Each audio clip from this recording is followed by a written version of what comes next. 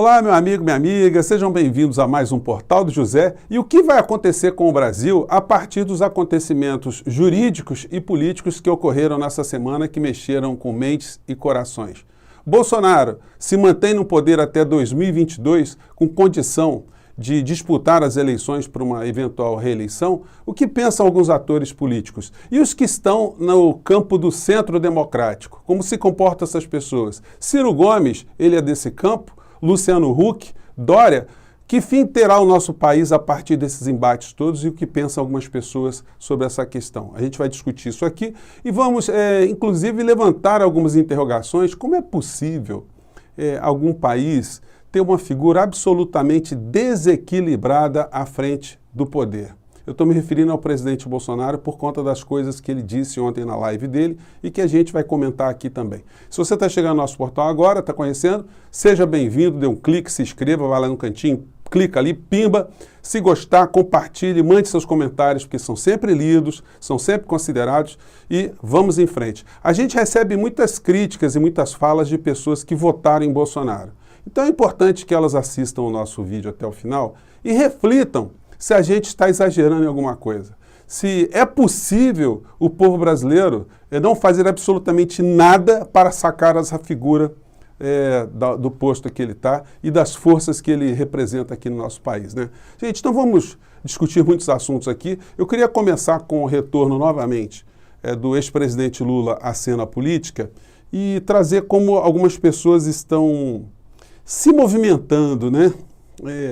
De uma forma que eu creio ser ilegítima, porque, gente, pastor, religioso, padre, é para se ocupar com a alma das pessoas, com o espírito das pessoas, com o conforto espiritual das pessoas. Quando essas criaturas se metem em política, eles são políticos. E se são políticos que fazem calhordices, eles são calhordas, eles são bandidos. Então, eu vou trazer aqui para vocês não vou nem colocar em plano aberto, uma figura aqui que vocês já conhecem, mas que faz da igreja uma ferramenta de atuação política partidária. E ele se arvora no direito de falar coisas grotescas, né? E a gente aqui vai tentar responder algumas dessas questões político-religiosas no mesmo tom. Então, vou colocar aqui a cara da criatura e vamos colocar aqui a fala dele. Vamos lá. A justiça divina. E Lula, eu quero dizer que o evangelho que nós pregamos liberta o homem da cachaça, que destrói o corpo, destrói a mente e destrói a família. Deus nos livre desses corruptos que promoveram o maior escândalo de roubalheira. Bom, segundo ele está dizendo, né, a igreja, Deus liberta o homem da cachaça, né? Resta saber se a mesma igreja dele liberta o homem da vigarice, do estelionato, da corrupção religiosa. Se isso funcionasse, de fato, a gente não teria uma série de figuras poluindo o nosso meio ambiente político, de discussões que deveriam ser laicas, deveriam ser republicanas e não espaço para vigaristas de todas as sortes, né? Então vocês entenderam aqui onde é que eu quero chegar. Bom, com relação às questões do campo político, depois do retorno do ex-presidente Lula, hoje eu vi uma matéria no Valor Econômico, aqui com o Tasso Gereissati. Deixa eu ver se eu coloco um pouquinho mais aberto aqui, pumba. Ele está dizendo, está fazendo avaliação, e a opinião do Tasso Gereissati é muito relevante, porque ele é um empresário bilionário, ele sabe do que ele está falando e ele não fala de um modo isolado. Diz ele aqui, Bolsonaro está queimado, centro enfrentará Lula. Então, gente, vocês já pensaram na possibilidade de a gente voltar a ter um debate civilizado para a presidência da República? Eu me lembro, uma vez, quando ficou Lula e Fernando Henrique Cardoso, numa eleição, como isso foi bacana, porque por mais entreguista que se demonstrou Fernando Henrique Cardoso depois, o debate ali estava no campo civilizatório. A gente teve um debate ali de um nível muito superior.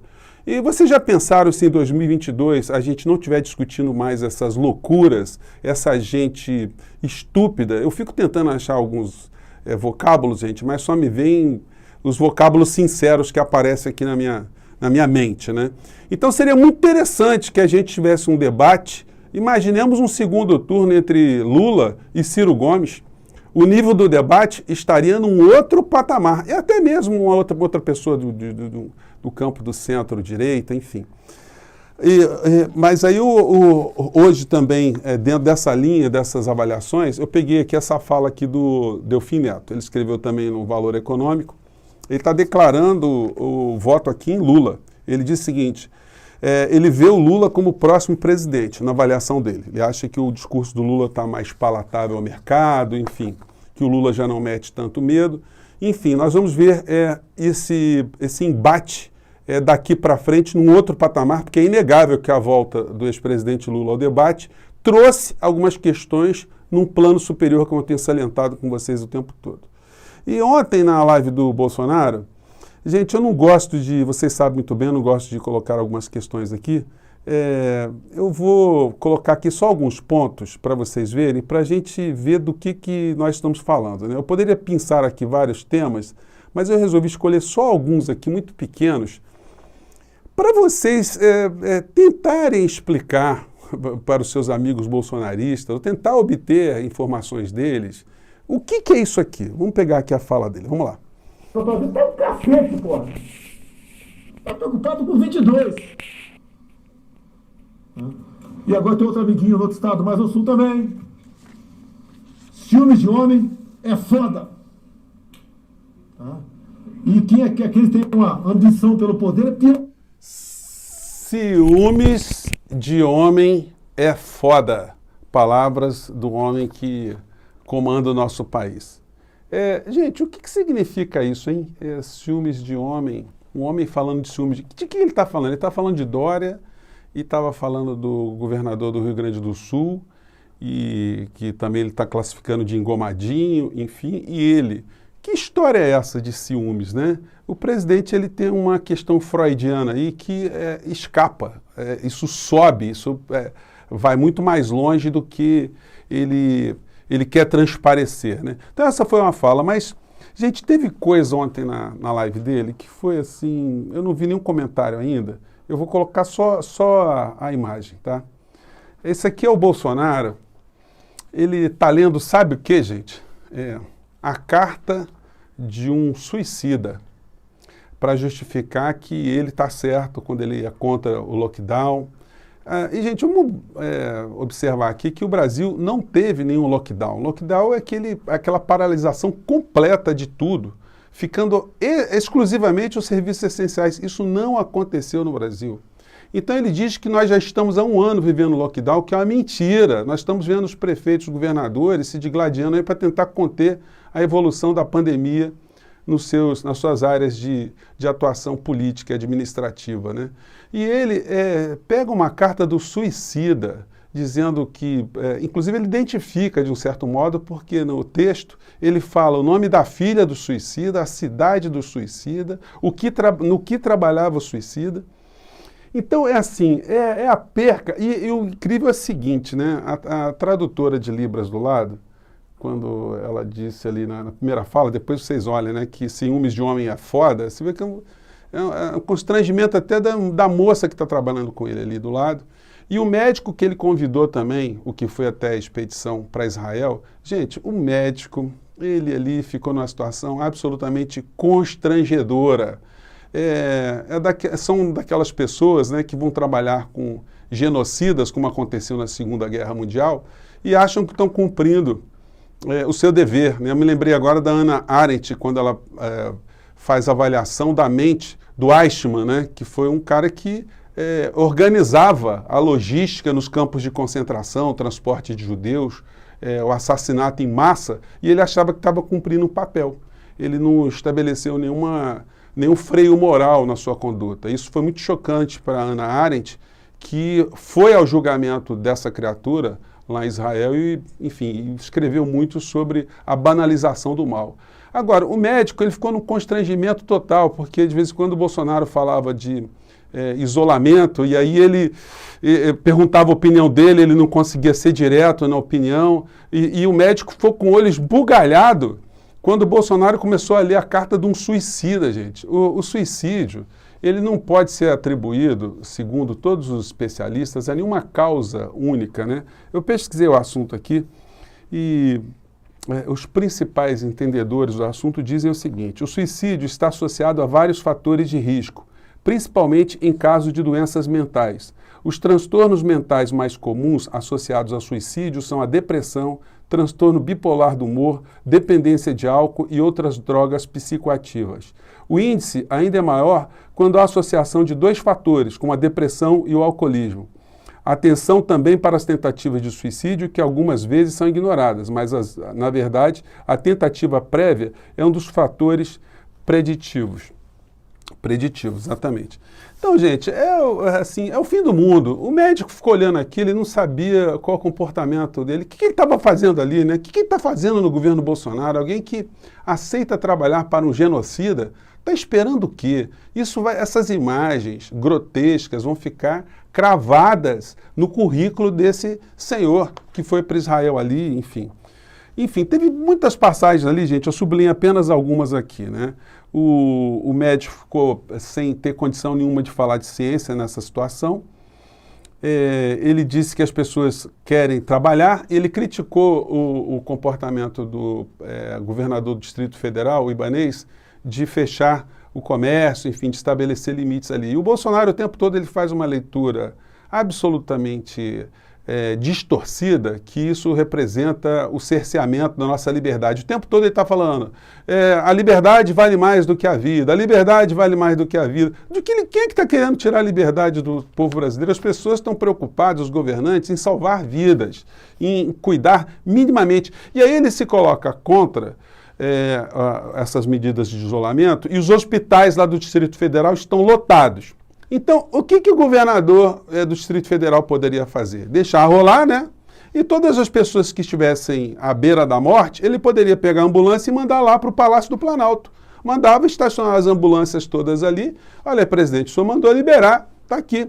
Ou manda para os quartéis, né? O Bolsonaro não tem trânsito nos quartéis, até não caberem mais mortos, né? Fazer ali um estacionamento, fazer ali um hospital de campanha, deixar ali na frente de todos os ministérios, né, do governo federal. Enfim, quem sabe assim o Bolsonaro começasse a entender, né, que não dá para liberar geral porque tem gente de verdade que morre. Ele falou tanta estupidez, gente, nessa história, ou estupidezas, né? Ele contou a história de um sapo que fica dentro de uma bacia. Gente, é um negócio assim, é coisa de doido. Um sapo na bacia que, se você esquentar a bacia, a água vai esquentando. Daqui a pouco o sapo que está pensando na sapa, olha só, o cara é presidente da República, e de repente quando o sapo pensando na sapa, ele percebe a água já está em ebulição, ele morre.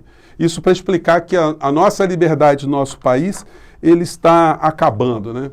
Ele estava dizendo que as pessoas não podem morrer de fome, e por isso as pessoas querem trabalhar como se fosse uma solução mágica, né?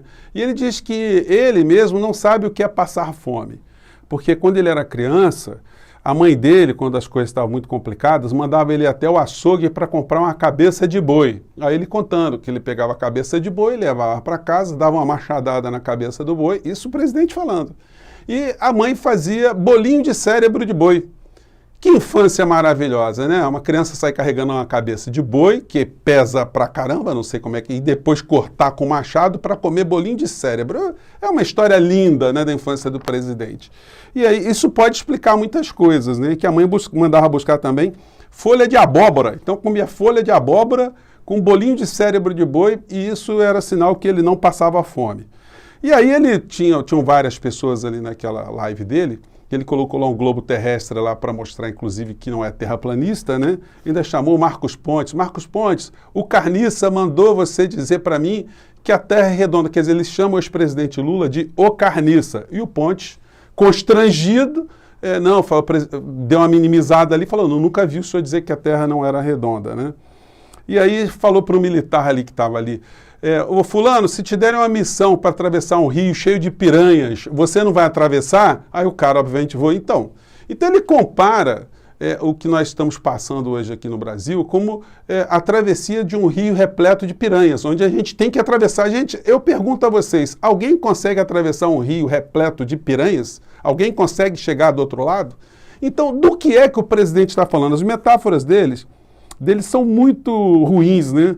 E aí vem as perguntas da Jovem Pan, que não tocam em pandemia, não tocam em economia. Pergunta lá se inaugurou uma bica aqui, uma bica acolá. Falou que o Pazuello disse que o sistema brasileiro, o nosso sistema de saúde, ele está impactado, mas ele não está colapsado. E que é para parar da gente fazer crítica ao general. A gente não deve fazer crítica ao general. O momento agora é de apoio ao general. Como que a gente não vai fazer crítica que nós estamos vivendo um genocídio cada vez mais numa situação crescente? Ele diz que ele é injustiçado, que ele sofre muitas críticas e que, enfim, as pessoas têm que ter mais tolerância com ele porque ele está trabalhando muito. No final da pandemia, no final da live dele, ele citou o nome de algumas pessoas que estavam ali com ele, né? Ele agradeceu ao Vuduzinho, ao ministro da Sanfona. Ele agradeceu assim, umas figuras com nome muito estranho, né? O Pau de Arara. Se tem umas coisas assim, gente, esse é o presidente da República. Você não sabe se ele está se reportando ao povo brasileiro ou se ele está num boteco de quinta categoria com todo mundo bêbado, falando as coisas mais insanas do mundo.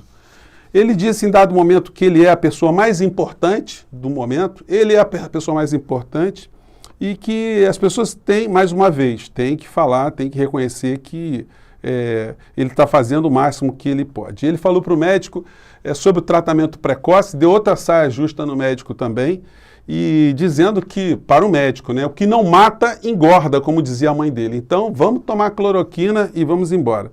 Ele chamou o presidente Lula de jumento e que ele tem 2 cursos superiores, mas tem gente que tem curso superior e continua burro. Eu não sabia que o presidente tem 2 cursos superiores, porque a inteligência dele não nos anima, né, a acreditar que ele é uma pessoa com algum nível de inteligência. E ele diz que faz o que o povo quer. Eu faço o que o povo quer. Presidente, então faça uma pesquisa, o senhor vai descobrir que o povo quer que o senhor suma, o senhor renuncie, que o senhor sofra o impeachment. O senhor hoje, segundo as últimas pesquisas, o senhor não ganha mais de ninguém em segundo turno. É por isso que o meio político já está decretando a sua pena de morte política. E o senhor, quando sair do governo, o senhor perder o poder, o senhor vai sentar no banco dos réus, porque serão muitos bancos e serão também muitos réus, e o senhor vai ser responsabilizado pelo que está acontecendo no Brasil. Não dá para esconder que o Brasil hoje figura no noticiário mundial como o país que é o epicentro da pandemia no planeta. Não dá para o senhor esconder. Não dá para esconder também que o Brasil é o país que mais mata hoje pela Covid no mundo. Isso, gente, porque nós temos estatísticas e temos levantamentos que são ainda muito falhos, muito precários, porque existem muitas mortes no nosso país que são derivadas da Covid e que não estão sendo registradas como tais, né? Provenientes da Covid. E tem muita gente que está morrendo depois de efeitos colaterais, com sequelas da Covid também, que não estão sendo contabilizados como pessoas mortas pela Covid. Então, a catástrofe no nosso país, gente, está muito grande, né? E ele debocha uma vez do Dória, ele fala o tempo todo do Dória, ele tem uma psicose com Dória e, sobretudo, com as insinuações que ele faz o tempo todo em relação ao Dória, em relação a uma macheza ou uma falta de virilidade do Dória. Gente, tem muitas questões ainda que a gente gostaria de discutir aqui. Segundo o Tasso Gereissati disse, o Centro Democrático vai apresentar suas armas e, como eu disse a vocês, eu desejo muito que num segundo turno a gente tenha um embate entre uma figura como Ciro Gomes versus Lula. Vejam em que nível estará o debate se a gente conseguir fazer isso. Olha, a nossa missão aqui é de fomentar o debate. E o nosso debate, vocês que estão aqui, vocês estão ajudando cada vez mais que as consciências toquem mentes e toquem corações. Gente, eu fico por aqui. Um grande abraço e até o nosso próximo encontro. Tchau.